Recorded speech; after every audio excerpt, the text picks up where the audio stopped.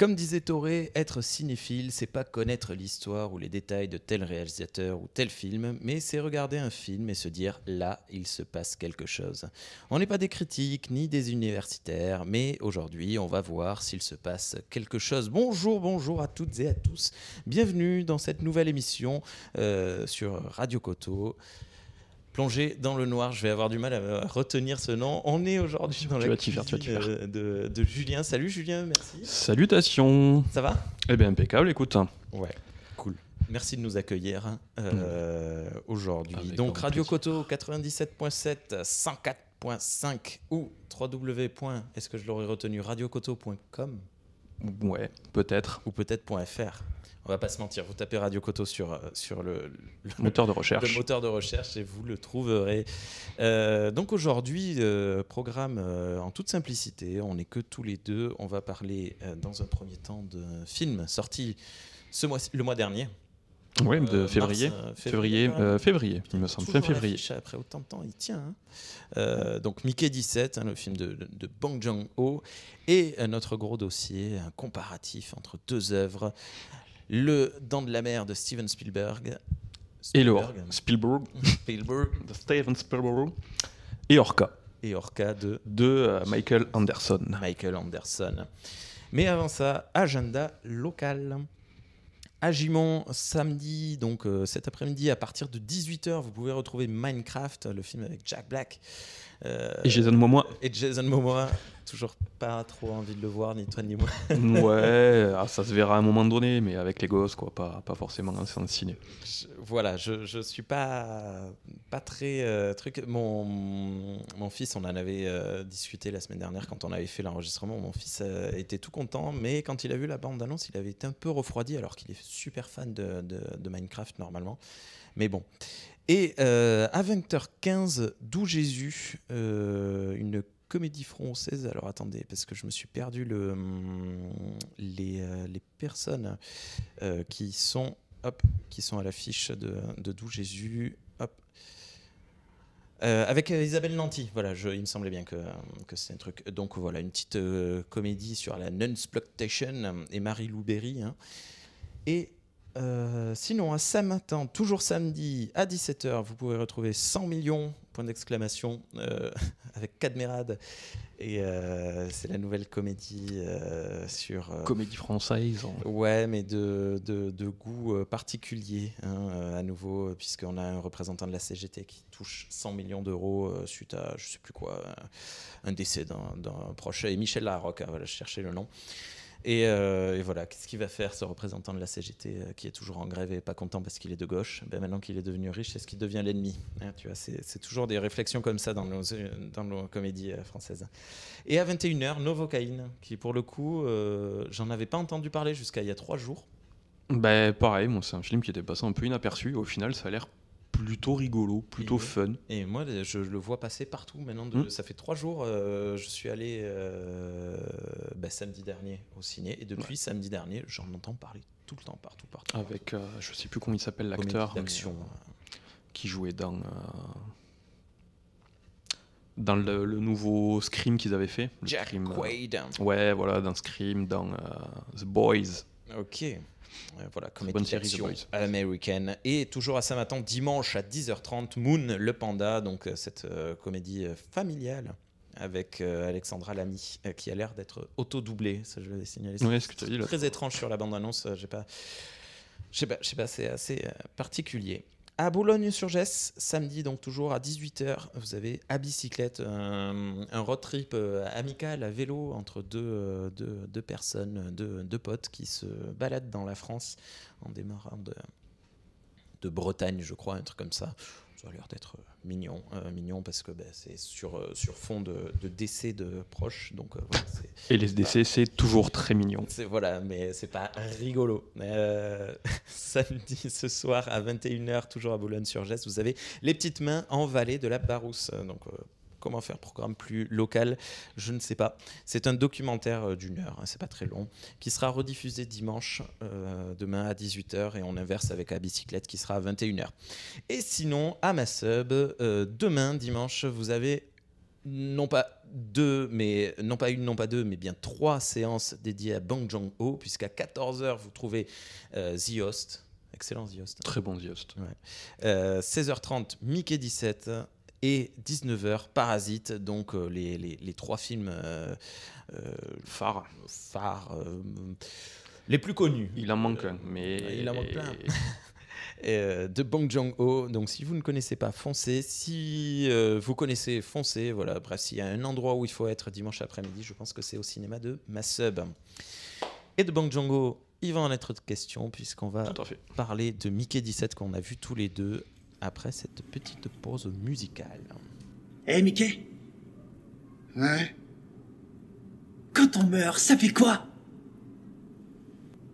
Depuis le temps, tu dois avoir l'habitude, n'empêche. C'est dingue.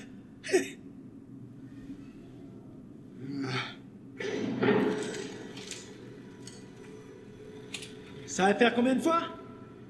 T'es Mickey 16? 17. Connard. Et 18 bientôt. Bon ben, ravi de t'avoir connu. Bonne mort.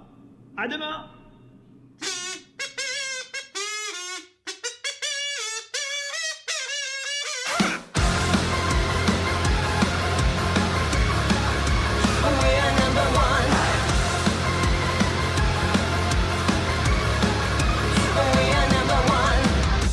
Listen closely. Here's a little lesson in trickery. This is going down in history. If you wanna be a villain number one, you have to change the superhero on the run. There's silent moves and sneak around. Be careful not to make a sound. Bitch! We are number one. We are number one.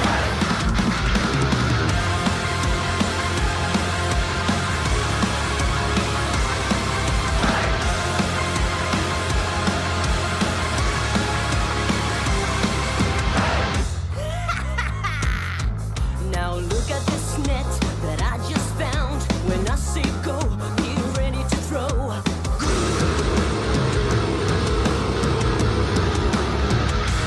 Let's try something else. Now watch and learn. Here's the deal. Let's slip and slide on this banana peel. What are you doing?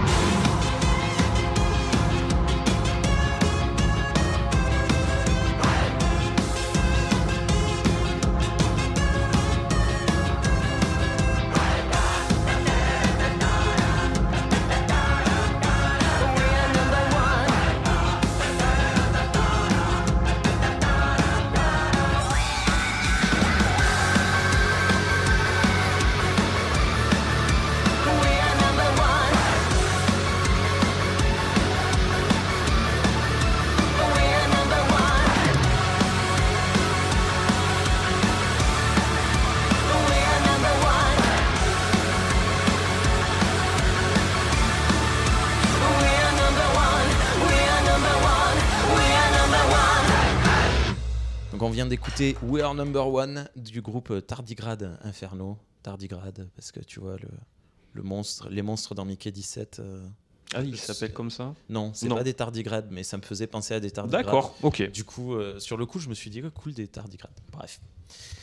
Donc, Bong Joon-ho nous a sorti un nouveau film américain.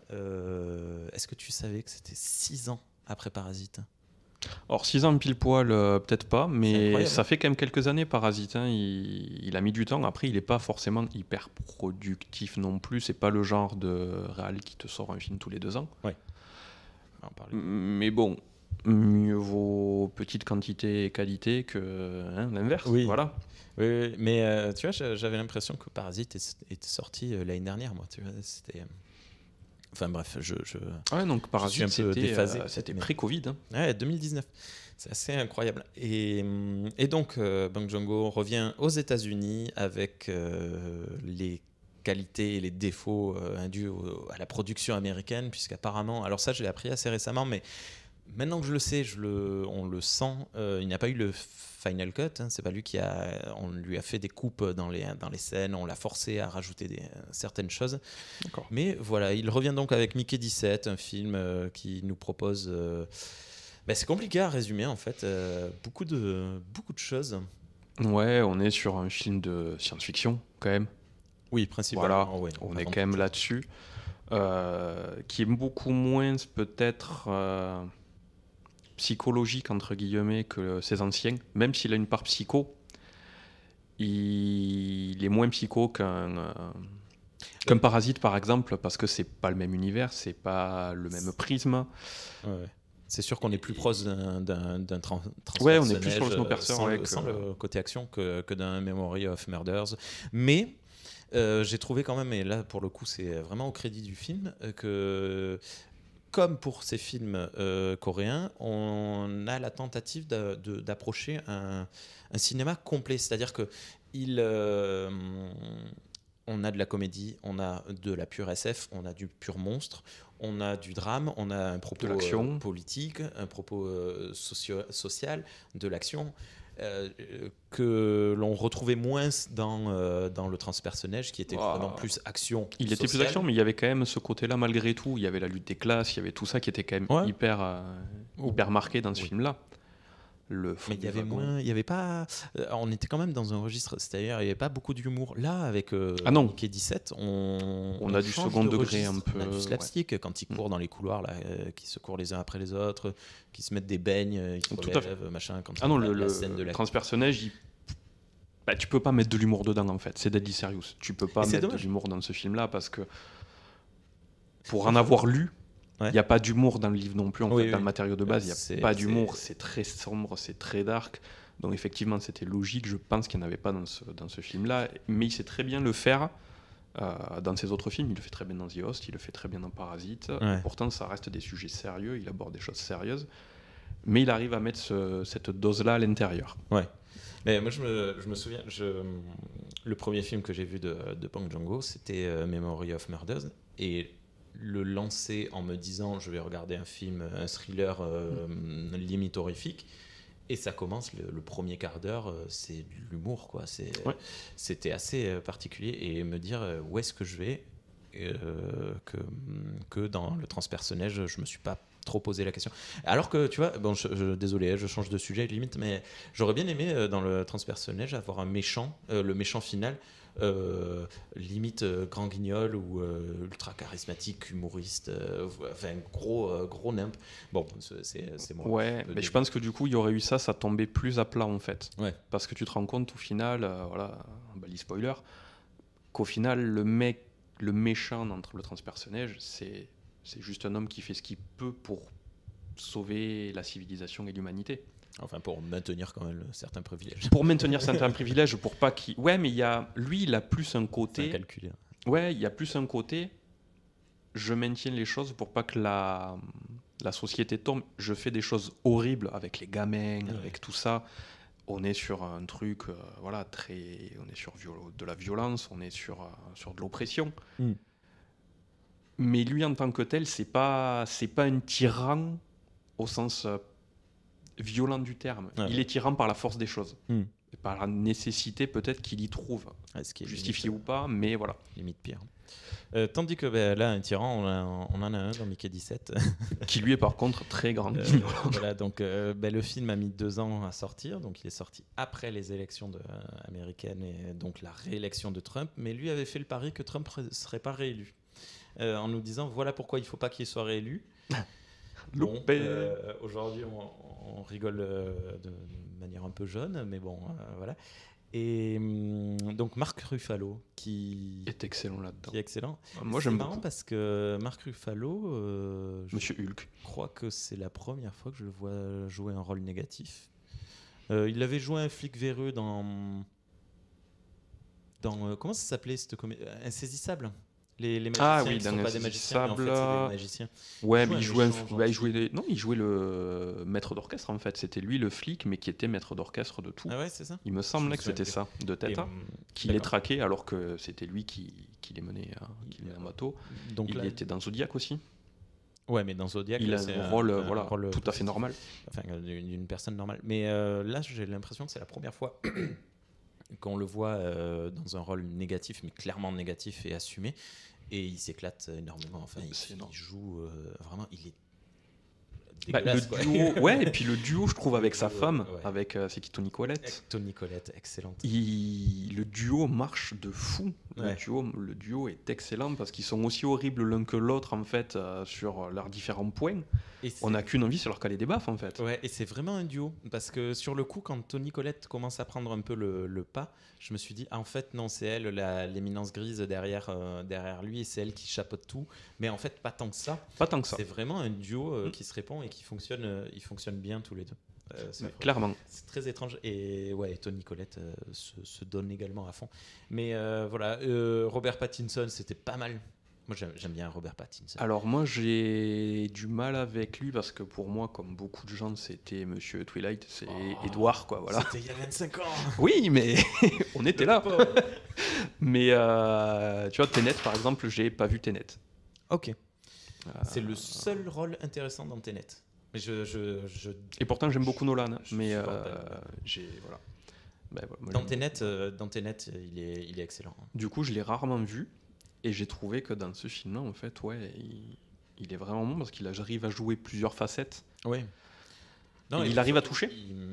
Alors, il joue plusieurs facettes, il joue plusieurs versions de lui-même, mais en plus, il le joue vraiment. C'est-à-dire que j'ai l'impression vraiment de voir Pattinson s'effacer derrière son personnage. Comme il l'avait fait dans des grosses productions comme Tenet, mais aussi dans des moins grosses, comme dans le film en limousine. Ça va pas me revenir. Bon, bref. Ou dans The Lighthouse également, où il est vraiment effacé derrière son personnage. C'est assez. C'est un acteur que j'aime bien. Et voilà. Donc là, c'est Mickey, en fait. Mickey 17, c'est un clone qui. Tu vois, c'est irremplaçable. C'est un mec qui, pour fuir la Terre. Expendable. Ouais, c'est ça. C'est Stallone, mais sans les muscles. Sans les muscles. Et sans les punchlines. Mais ouais, c'est un homme qui a fui la Terre parce qu'il a des dettes et qui va crever. Et du coup, il devient un remplaçable. Donc, il est payé pour mourir à la place des autres. Et être réimprimé. Et remourir. Et être réimprimé. Et remourir. Voilà. C'est son avenir. Ce qui est quand même particulier parce que donc on nous explique que son cerveau est scanné assez régulièrement. On fait des sauvegardes hebdomadaires, je crois qu'on nous dit le mot. Je sais plus, assez régulière. Du coup, à chaque fois qu'il est réimprimé, donc on utilise cette sauvegarde. Sauf que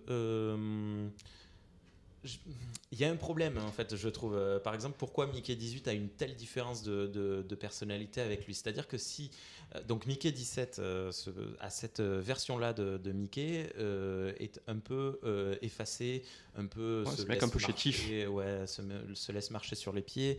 Vous l'avez entendu dans l'extrait que j'ai diffusé. Le film s'ouvre sur sa supposée mort, donc on apprend. Enfin, c'est pas qu'on apprend, mais on le suit et donc il ne meurt pas, mais quelqu'un est censé venir le sauver et il lui dit non mais tu vas mourir, t'inquiète, on se voit demain, tout va bien. Et là, au lieu de s'énerver et de dire non, tu viens me chercher, il dit ok, à demain, quoi. Pas de problème. Pas de problème. Bon, il glisse un petit connard, mais très doucement. Et Mickey 18, donc on suppose Mickey 17 mort et on réimprime, donc on clone le Mickey 17 sur les bases d'une sauvegarde passée. Et le Mickey 18 est profondément différent de Mickey 17. C'est-à-dire qu'il arrive, il est une boule de nerfs, quoi. C'est la limite d'un alien. Faut pas être sur son chemin. C'est l'opposé. Ça veut dire que sur quoi ils se sont basés. Enfin, moi, ça, c'est une question, tu vois.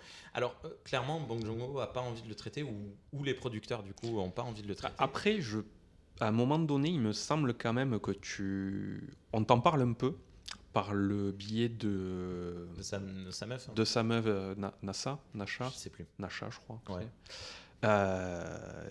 Et de son pote aussi. Steve Young, je sais plus comment il s'appelle, le personnage, celui de Walking Dead et tout ça, où il laisse quand même sous-entendre que chacune des versions de Mickey était quand même un petit peu différente. Voilà. Même s'il copie son cerveau, ses souvenirs et tout ça, et pour ce faire, ils ont aussi exacerbé tout son passé. C'est un passage qui est quand même assez important au début, où on voit tout ce qui a pu le marquer dans sa vie. Ils ont fait ressortir toutes ces parties-là. Et je pense que chacun, en fait, réagit différemment un petit peu, est une version qui réagit un petit peu différemment à ça. Le Mickey 17 est une victime parce que pour lui, il a causé, les spoilers aussi, la mort de sa mère. C'est pas très grave. La mort de sa mère. Le Mickey 18, pour lui, n'est pas coupable de ça. Ouais. Donc il n'a pas cette mentalité de je dois me faire pardonner. Oui, c'est vrai qu'en fait, si, c'est quand même assez expliqué. Et non, mais voilà, c'est un film assez complet. Peut-être un poil long pour ce qu'il a à dire, je trouve, parce qu'il va pas en fait, clairement au fond de son propos social, ni au fond de son propos politique. Il le montre. Mais si on veut le traiter, il faut regarder Parasite ou le transpersonnage d'ailleurs. Mais j'ai trouvé que le film finissait par pas finissait, mais au bout d'un moment finit par se perdre un petit peu. Il commence à partir explorer plusieurs pistes à la fois. En fait, c'est ce qu'il a fait, je pense, sur ce film, c'est vraiment qu'il a exploré peut-être trop de pistes pour pouvoir les creuser. Il y a la piste de l'éthique médicale avec la réimpression des gens que tu laisses mourir. Il y a une espèce de questionnement politique et religieux. Ouais. Parce que les deux sont très clairement liés dans le vaisseau, sur leur truc. L'un utilise l'autre pour c'est ça. Dans les deux sens. Il y a le propos écologique avec l'arrivée sur une planète et l'extermination de la population locale. Bienvenue chez Avatar. Et il y a le propos qu'on a un petit peu aussi avec le personnage de l'épouse sur la nourriture, le biais. Il y a vraiment ce côté-là, je trouve. La fan de la sauce. Donc il part sur plein de milieux La sauce a prise pour toi. La sauce sur le film a prise, il n'y a pas de souci. Mais voilà, je pense qu'il part sur trop de trucs. La bouffe, il en avait parlé dans Okja. J'ai pas vu. Okja qui est sur Netflix. Qui est sur Netflix et qui est sur, on va dire, l'agriculture intensive, mais de façon très les élevages intensifs. Mais moi je suis déjà convaincu par ça, donc j'ai pas eu la force de le regarder. Donc tu as ça, tu as Parasite qui est sur le social. Le transpersonnage qui est plus sur un côté social et politique. Donc en fait, il abordait plein de sujets qu'il avait déjà abordés dans ses autres films, il les a mélangés, mais du coup, il les creuse pas autant qu'il a pu les creuser sur les anciens. Ouais, mais quelque part, pour faire le philo de comptoir, mais la vie des êtres humains n'est pas aussi creusée que ça, elle est très large et vaste. Waouh. Alors attends, on va aller boire un coup et puis on en parle après. Ok, oui, non, ça marche. Mais quand le générique a commencé, j'ai vu le film avec un ami, le générique a commencé, il m'a dit, on vient de regarder un film complet. Et en fait, c'est ça, c'est un film qui est très, très large et vaste. Et voilà, mais qui ne va pas au fond de tout ce qu'il a à dire, mais pourquoi pas. Ça te permet de passer un bon moment. Un bon moment. Est-ce que moi, pour ma part, j'ai une ou deux fois rigolé, j'ai pas été extrêmement diverti. C'est-à-dire que c'est pas un film de divertissement, c'est un film c'est un film à propos. C'est un film qui te demande pas, qui te demande une certaine, il demande de réfléchir un minimum. Une certaine attention permanente. C'est pas Fast and Furious. Et c'est pas Les Dents de la Mer, tu vois. Quoique. Et c'est plus proche de Orca pour faire un peu de divulgation de teasing dans quelques minutes. Et je me suis perdu dans là où je voulais en venir. Donc moi, j'aurais du mal à... Je pense pas que ce soit un film de divertissement. Néanmoins, ça reste un bon film agréable à regarder. Mais pas...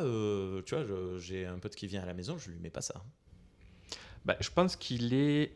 un peu comme le transpersonnage, il peut être vu de deux façons. Soit de la façon, on va dire, primaire. Bon, mais voilà, c'est un film de SF avec des aliens et des gens qui meurent et qui ressuscitent. Ah, mais il est un peu long pour ça.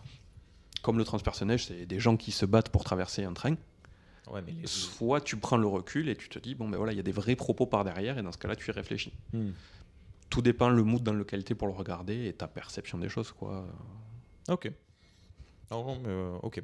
Bon, quoi qu'il arrive, moi je trouve que c'est un grand film. Après, comparé à ce qu'on disait tout à l'heure, comparé à The Host, comparé à Memory of Murders, comparé à Parasite, comparé à Transpersonnel, je crois que c'est les seuls que j'ai vus de Bong Joon-ho. J'aurais du mal quand même. Je suis pas un classeur de films, mais je trouve que c'est un tel poids lourd, tout ce qu'il a produit jusqu'à présent, que c'est compliqué de se hisser. C'est compliqué de les classer, surtout qu'ils sont quand même très différents. Ils sont très différents, mais on a tous nos petits favoris. Oui. Moi, il serait kiff-kiff avec Transpersonnage, je pense. Ouais. Parasite au-dessus, parce que Parasite, je pense que c'est un film qui m'a marqué la première fois que je l'ai vu. Quand tu le revois par derrière, après, c'est différent, parce que tu connais. Mais il m'a marqué la première fois que je l'ai vu, vraiment. Moi, j'avais été déçu par Parasite. Ah ouais. Je m'attendais à un thriller vraiment sombre. Genre, quand ils ouvrent la cave, je m'attendais pas à ce qu'on trouve ça. Je m'attendais à ce qu'on trouve quelque chose de vraiment affreux. Glauque, et mais du coup, l'horreur est plus dans la réalité, en fait, sociale. Ouais, totalement. Bon, bref, ça fonctionne, hein, c'est pas ce que je voulais dire. Mais voilà, moi, Parasite est quand même, je pense, au-dessus, parce que la première fois que je l'ai vu, c'est vraiment celui qui m'en a donné le plus. Transpersonnage aussi m'a quand même vachement marqué, et Mickey, j'aurais du mal à mettre les deux. Après, voilà, Memories of Murders, The Host, je les mettrais quand même un chouïa en dessous, parce que c'est peut-être moins... Ok. The Host est quand même très... Il est ramassé. Hein. Ouais, il est très ramassé, et puis il est très coréen. Mais coréen dans le sens, comme on peut le voir sur plein d'œuvres coréennes, où ils ont tendance un petit peu à surjouer. Ouais. Je trouve, sur certaines choses, on le voit sur les séries coréennes et tout ça, c'est leur façon de faire du cinéma, il n'y a aucun souci avec ça, c'est pas une critique, hein. Mais je trouve que dans un Parasite, c'est plus mesuré ce côté-là, et du coup on rentre plus dedans. Mais voilà. Parasite, c'est limite l'inverse, on a limite un sous-jeu. C'est ça. Pardon, ok. Voilà ce qu'on avait à dire sur Mickey 17, je pense. Allez le voir demain. Foncez, j'ai dit où ? À ma sub. Voilà, allez à ma sub, le voir. Et puis surtout ce triple programme, moi je pense que je sais où je serai demain. Bon voilà, écoute, merci. On va passer à la suite du programme avec une opposition de film et de style. On va parler dans quelques instants, après une courte pause musicale, de Les Dents de la Mer versus... C'est ça, Orca. Qu'est-ce que c'est que cet attirail ? Une douche portative ou une cage à singe ? C'est une cage anti-requin. Une cage anti-requin. Et vous entrerez dans la cage ? Et la cage ira dans la mer ? Et vous avec ? Avec le requin autour ? Notre requin. Au revoir et adieu, jolie fille madrilène. Au revoir et adieu, jolie fille d'Espagne. Je viens de recevoir l'ordre de repartir à Boston. Et plus jamais ne reviendrai en Espagne. I thought I heard the old man say, leave her, Johnny, leave her. Tomorrow ye will get your pay, and it's time for us to leave her. Leave her, Johnny, leave her. Oh, leave her, Johnny, leave her. For the voyage is long and the winds don't blow, and it's time for us to leave her. Oh, the wind was foul and the sea ran high. Leave her, Johnny, leave her. She shipped it green and none went by, and it's time for us to leave her. Leave her, Johnny, leave her. Oh, leave her, Johnny, leave her. For the voyage is long and the winds don't blow, and it's time for us to leave her. I hate to sail on this rotten tub. Leave her, Johnny, leave her. No grog allowed and rotten grub, and it's time for us to leave her. Leave her, Johnny, leave her. Oh, leave her, Johnny, leave her. For the voyage is long and and the winds don't blow, and it's time for us to leave her. We swear by our oath for want of more. Leave her, Johnny, leave her. But now we're through, so we'll go on shore, and it's time for us to leave her. Leave her, Johnny, leave her. Oh, leave her, Johnny, leave her. For the voyage is long and the winds don't blow, and it's time for us to leave her. Bon, une balle dans chaque œil. Mais je me suis mis à sa place et à la réflexion, j'ai pensé que... C'est inutile. Il ne se montrera pas. Et pourquoi? Pourquoi a-t-il coulé les bateaux dans le port sans toucher au vôtre? Bah oui, ça faut bien admettre que j'ai pas très bien compris. Il a délibérément épargné votre bateau parce qu'il veut vous combattre sur son terrain, en mer. Ça, pas question. Je refuse. D'abord, je ne veux pas le combattre du tout. Mais vous l'assassinerez. Vous serez là, à l'abri sur la jetée, et vous lui tirerez une balle dans la tête. Oh, vous n'êtes pas un homme. Vous êtes un animal. C'est des spécimens comme vous que la science devrait étudier. Vos sensations fortes, vous devriez les chercher ailleurs. Des sensations fortes? Des sensations fortes? C'est tout ce que vous voyez, vous, là-dedans? C'était polar. J'y pense beaucoup plus que vous n'y pensez. Avec un fusil. J'ai amené ce fusil pour le tuer, c'est vrai. Oui, je le dis.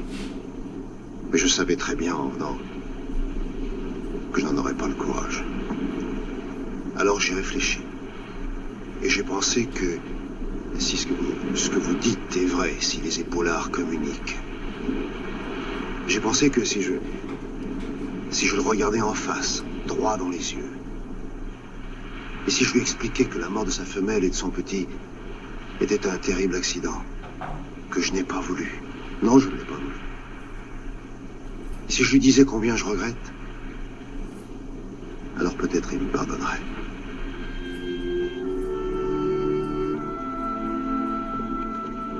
Et voilà, donc Les Dents de la Mer versus Orca. Pour rappel, Les Dents de la Mer, t'étais venu toi à la projection qui avait été faite à Saint-Martin, en plein air? Alors attends, que je réfléchisse. Ça aussi, je crois que c'était il y a longtemps. Je ne crois pas. J'avais fait un saut. Ah mais non, elle a été annulée. Ah donc j'y étais forcément pas. Voilà. Non, c'est parce qu'il y avait eu au lac de Saint-Martin, le ciné-club de Saint-Martin avait diffusé Jurassic Park en 2019. 2020, ça devait être Les Dents de la Mer, mais à cause du Covid, tout avait été annulé. Et 2021, il y a eu... Qu'est-ce qu'il y a eu en 2021? C'était pas 2021 Jurassic Park? Si. Non. Ah, je sais plus, tiens. Ah, je me perds, bref. Et il y a eu le 5e élément aussi en 2022, je crois. Bref, bon, quelques menus films comme ça. Qui était très sympa, le Jurassic Park, parce qu'en plus, il y avait la petite voiture, il y avait l'arche et tout. Franchement, c'était trop bien. C'était trop cool. Hein.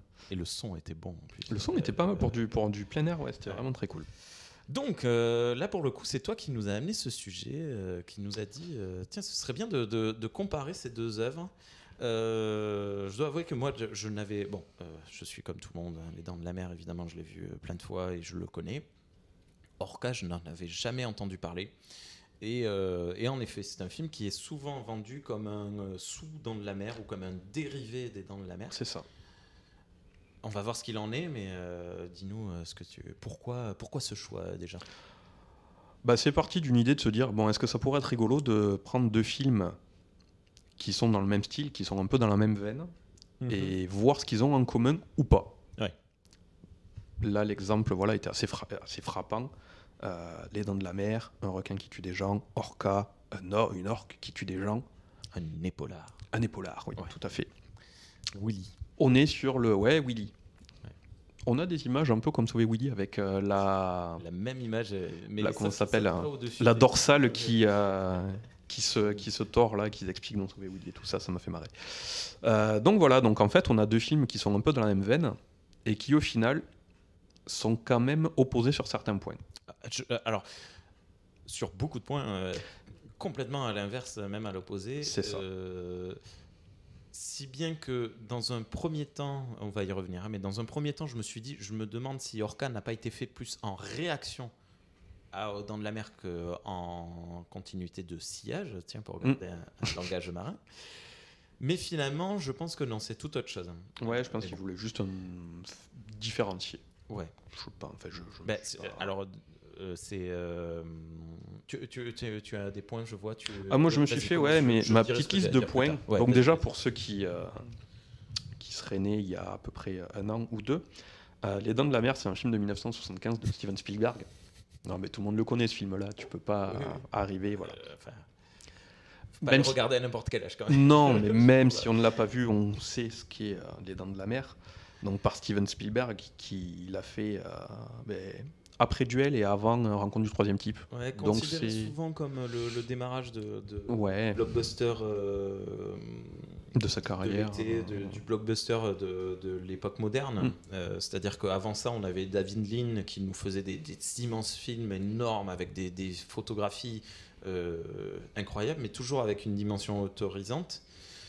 Et puis on a eu Spielberg qui est arrivé, qui a dit on va diluer vraiment le propos dans la mise en scène et rendre la chose fun tout en ayant un sens. C'est pour ça que il y avait toujours un propos, mais beaucoup moindre, bien moindre et plus préhensible que jusqu'à présent, et avec des images quand même extrêmement divertissantes, quoi. Ouais. C'est-à-dire que Les Dents de la Mer, tu le regardes et tu rigoles. Ouais, c'est ça, c'est pas un film, c'est pas Mickey. Voilà.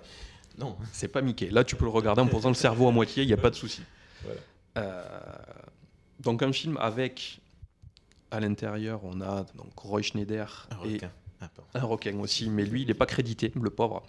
Avec Roy Schneider et Lorraine Gary qui seront aussi dans le 2e film.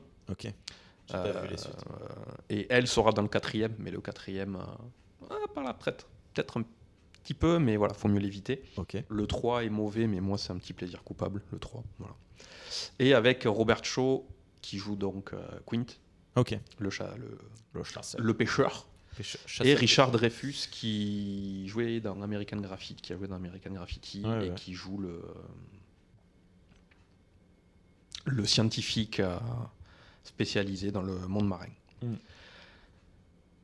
Et de l'autre côté, on a Orca, qui est arrivé 2 ans plus tard, qui est un film de Michael Anderson, avec...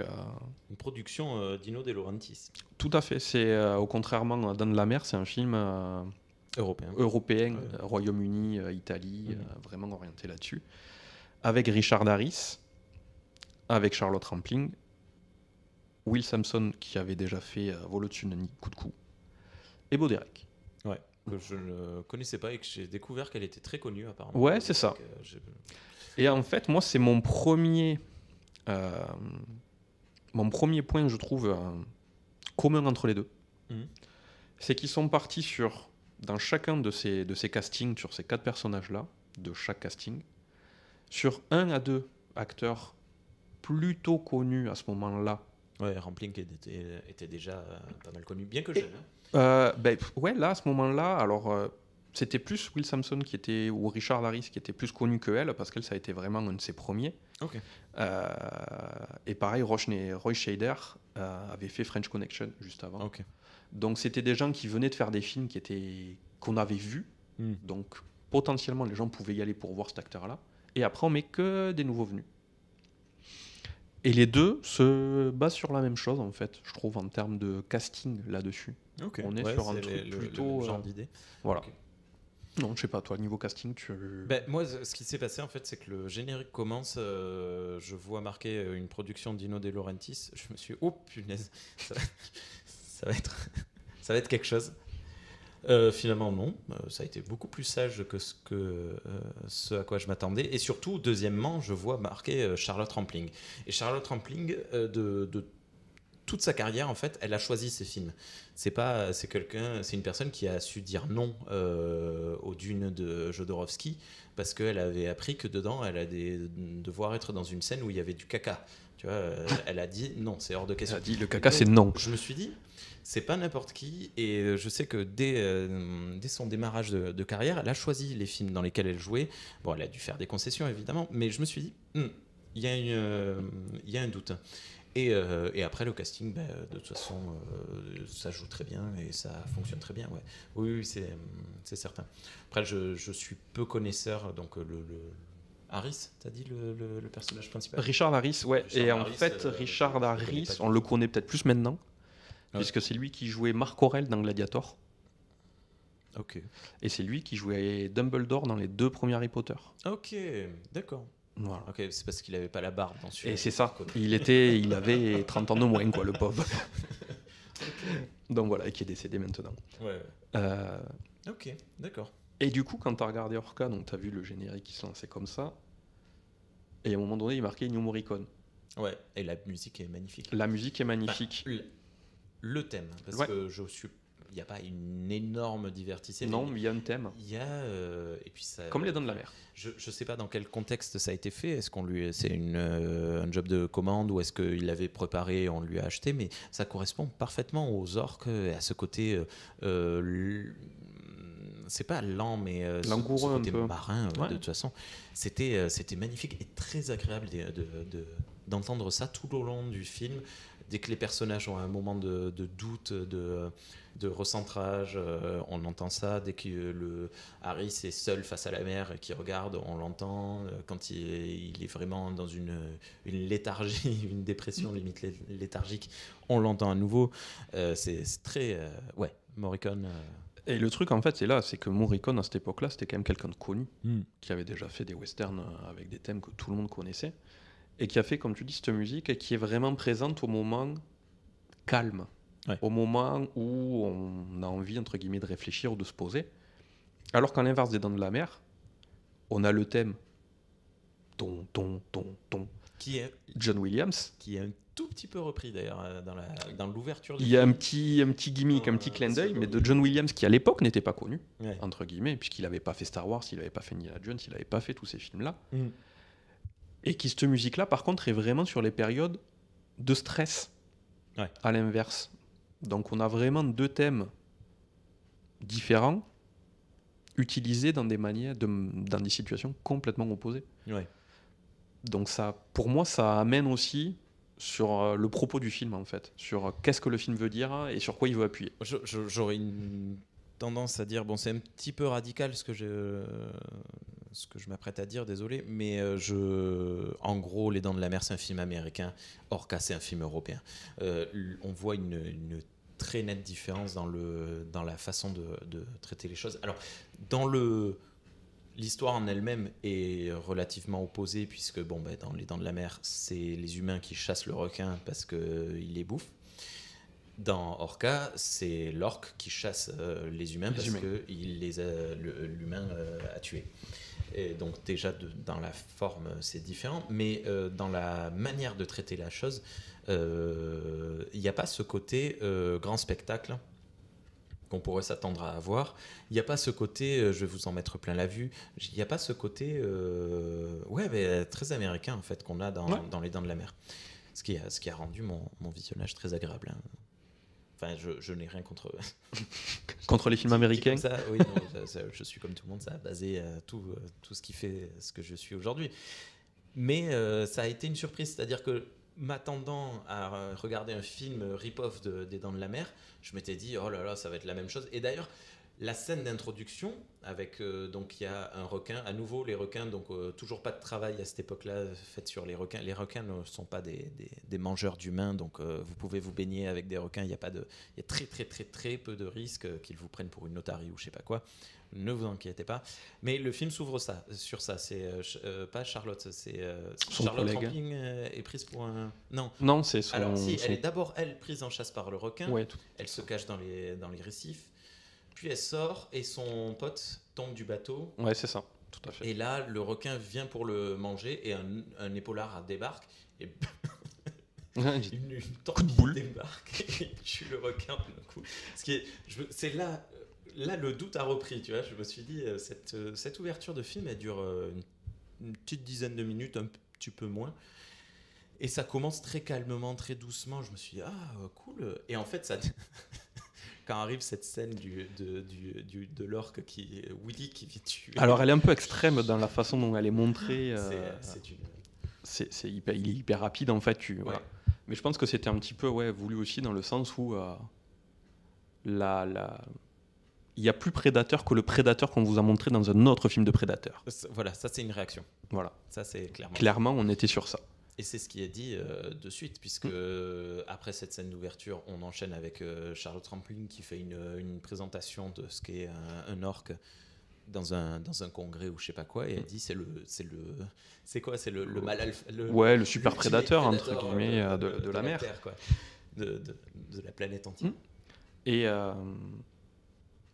il y a un rapport aussi à ça où c'est vrai que dans Les Dents de la Mer, on avait vraiment le requin qui était l'ennemi en puissance, qui était le prédateur, le super prédateur du film, qui avait une déshumanisation, waouh, trop de syllabes, extrême. Ouais.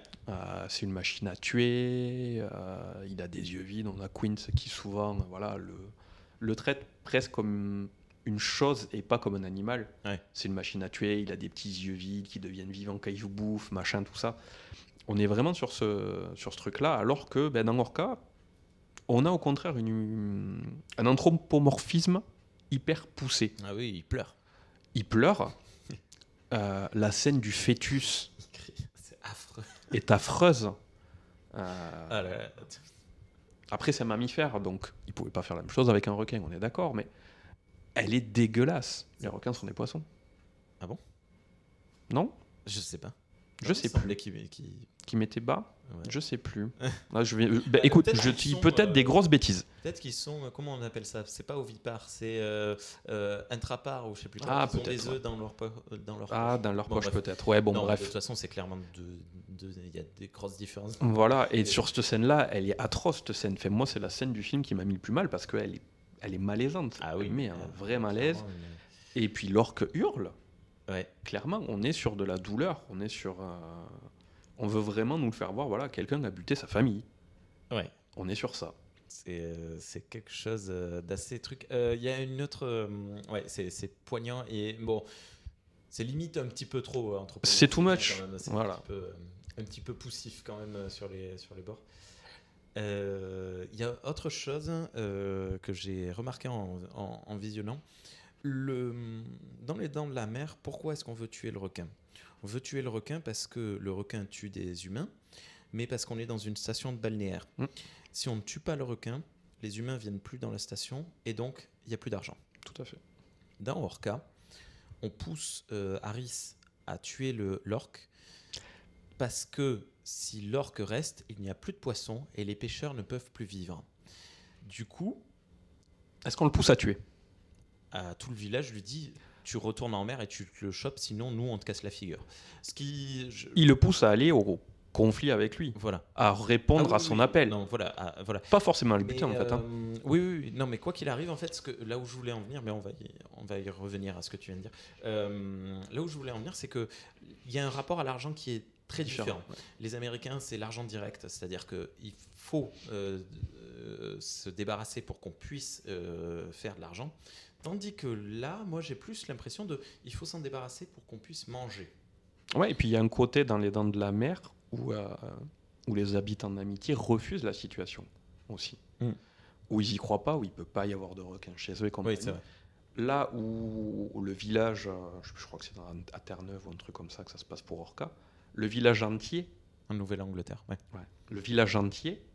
est paralysé. Et puis est convaincu en fait de ça. Oui, est convaincu, tout le monde sait que voilà, si tu ne vas pas résoudre le problème parce qu'il en a après toi, la situation ne s'arrangera pas. Il n'y a pas de déni, comme il peut y avoir dans Les Dents de la Mer. Et c'est un point qui est vraiment aussi très opposé. Et oui, et d'ailleurs, c'est Harris qui est dans le déni. C'est lui qui est dans le déni. Dans Les Dents de la Mer, c'est le flic qui n'est pas dans le déni, c'est le seul. Ok, c'est assez cool.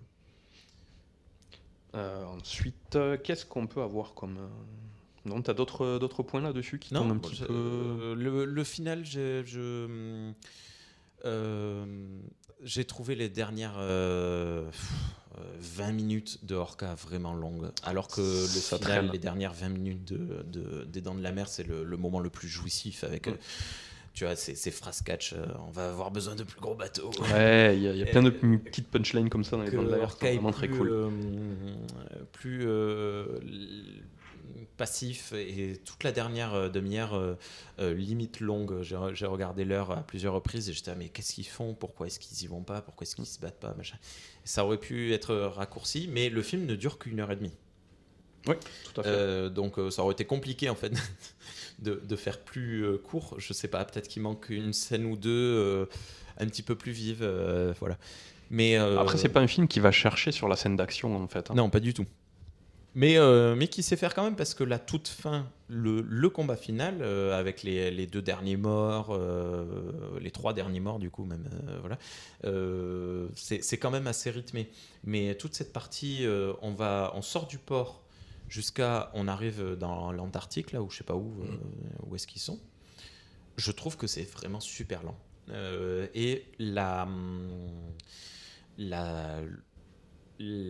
l'enfoncement dans la folie du personnage principal était bien géré jusqu'au port, en fait, où il y a une descente aux enfers, en fait, et il vit une descente aux enfers assez radicale, mais on est accompagné avec lui, c'est-à-dire qu'on suit avec lui, et du moment où il sort du port, là il y a un step, un pas qui est franchi, un gouffre qui est franchi, que je trouve assez énorme, c'est-à-dire qu'il passe de je vais le tuer, déjà pour y venir ça a mis du temps, ça a mis 1 heure, à je vais mourir, et puis c'est tout, il reste léthargique dans son il prend une espèce de conscience que peut-être qu'il en ressortira pas. Ouais.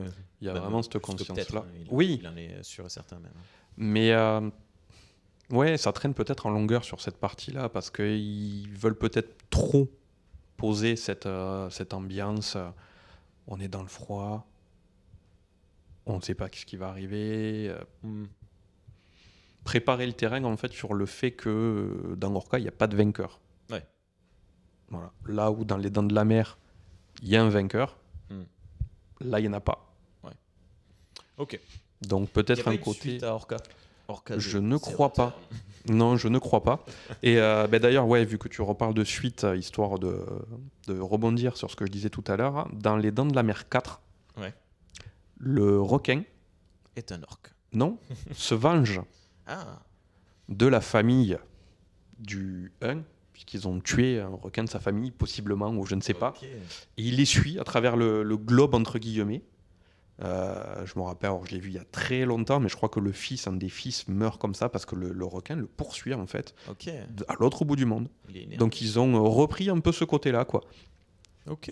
On pourrait faire la même chose avec des éléphants, parce que les éléphants ont une mémoire. Ouais. ça marche. Ouais, mais ça serait peut-être moins facile de se dire un éléphant qui se retrouve au Tibet, ou je sais pas, un éléphant d'Afrique du Sud, je parle. On en a trouvé où récemment là, dans les Pyrénées, je crois. Un éléphant ? Au fond d'une fosse, oui, parce que c'était Attila qui avait traversé l'Europe avec, et il y en a 1 ou 2 qui sont morts. Ouais, mais il était plus vivant là, celui-là. Ah oui, non, mais il y est pas venu tout seul. Donc on a vu des éléphants dans les Alpes, c'est assez fou. Ou dans les Pyrénées, je ne sais plus. Enfin, probablement dans les Pyrénées. Bref. Ok. Bah écoute, merci beaucoup. Eh bien, de rien beaucoup. Voilà. C'était 2 films assez sympathiques. Moi, j'ai passé un bon moment sur les 2. Ouais, moi aussi. Je les ai. Et Orca passe très bien entre midi et 3. Tu vois, petite pause, tranquille, au calme. On se met Orca. Ça baisse la tension. Ça gagne plus à être vu de nuit, je pense, quand même, parce que c'est plus. C'est plus d'ambiance, ouais. Mais bon, ça fonctionne quand même. Bon, je ne sais pas quand est-ce qu'on se retrouve, bientôt, toujours pour parler de films, sûrement très autre chose. Est-ce que tu auras un petit coup de cœur, du coup ? Ah oui, c'est vrai. Non, vas-y, dis-moi toi. Non, t'en as pas ? Le temps, je vais sortir. Tu réchauffes-les ? Ouais, voilà. Alors, moi, je vais parler d'un petit coup de cœur que j'ai eu sur ce début d'année. On n'est pas sur du cinéma, on est sur de la série. Ouais. Et je vais parler de Bref. Ok. Vu que Bref a sorti sa saison 2 en début d'année, moi j'ai été convaincu par cette saison 2. Après, je sais que des gens peuvent aimer, ne pas aimer, les goûts et les couleurs, tout ça. Donc pour replacer un petit peu le contexte, bref, c'est une série de Kian Kojandi qui a été écrite aussi avec Bruno Muccio. Ils ont écrit énormément de choses ensemble, comme Serge le Mito, Bloqué et compagnie, plein de petits shortcoms, des trucs hyper rapides, des épisodes de 2-3 minutes comme ça, et qui, je trouve, sont tous très bien écrits. Très basés sur l'humour, mais très bien écrits. Okay. La saison 1 de Bref, elle est sortie en 2011. Ah, c'était longtemps. Donc ça nous rajeunit pas. Il avait 29 ans à l'époque. Et la saison 2 est sortie en 2025. Donc il en a là 43. Ouais. On est passé d'un format shortcom de 82 épisodes sur la première, de 1 à 3 minutes. Ouais, c'était assez... Voilà, c'était hyper rapide, hyper condensé, à des épisodes, 6 épisodes de 40 à 50. Donc sur un format beaucoup plus traditionnel.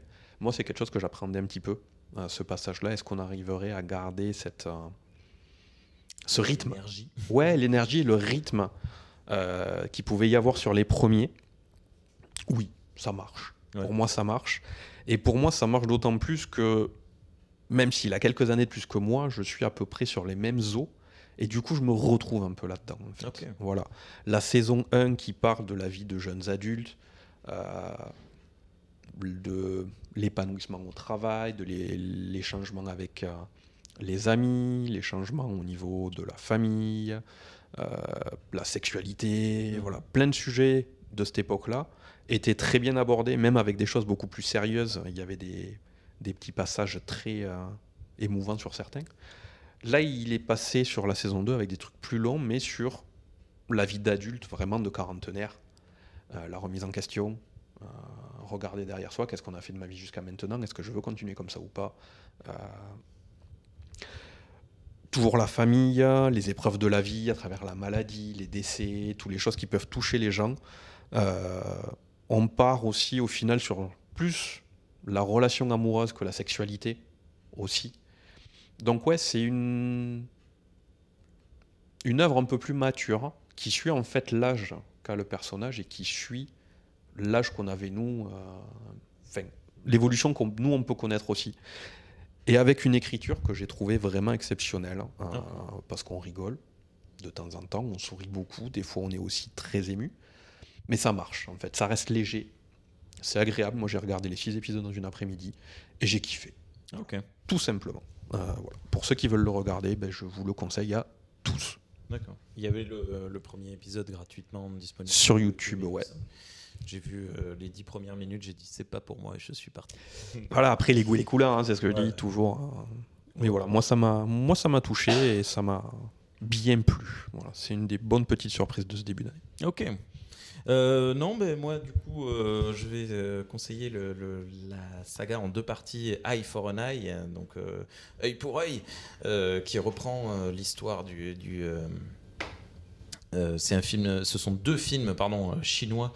Le Sabreur aveugle, je ne sais pas si tu as déjà entendu parler de ça. Oui. C'est surtout c'est ce qu'on appelle à la base plutôt des Jedi-Iki, donc des films japonais sur Zatoichi, donc le sabreur aveugle, et Baby Cart, donc le sabreur avec son bébé dans un chariot. Et bien dans Eye for an Eye, ce sont des producteurs chinois qui ont repris un peu ces concepts-là et qui les ont remis au goût du jour. Et donc on a des films, attention, c'est pour les déviants, c'est surtout le 2 là, c'est extrêmement violent. Mais toujours empreint de cette belle poésie un peu surprenante parfois. Le premier était très beau avec des corps criblés de flèches ou des trucs comme ça. Il y a une esthétisation de la violence qui était assez chouette. Et le 2 par contre était très chouette dans la chorégraphie de ces combats. Voilà, c'est tout ce que j'avais à dire. Ok. Moi, j'ai juste oublié une petite phrase, en fait, que j'avais notée. Ah mince, vas-y. Pour Orca. Oui. Parce que je la trouve très rigolote. C'est une phrase de Quint dans Les Dents de la Mer, quand il parle du requin. Et qui dit, avec celui-là, je m'y perds, ou il est très malin, ou il est con comme ses pieds. Ouais. Et en fait, c'est ce qu'on peut se poser comme question au début d'Orca. Ou ce film est très con, ou ce film est très malin. C'est vrai. Et en fait, il est très malin, je pense. Je pense aussi qu'il est beaucoup plus malin qu'il est con. Voilà, okay, c'était mon petit mot de la fête. Sur cette phrase, voilà, on peut clôturer. Merci beaucoup Julien. Eh bien, merci à toi, à bientôt. Voilà, restez sur les ondes de Radio Koto, j'adore dire ça. Allez, salut, ciao. Bonne journée.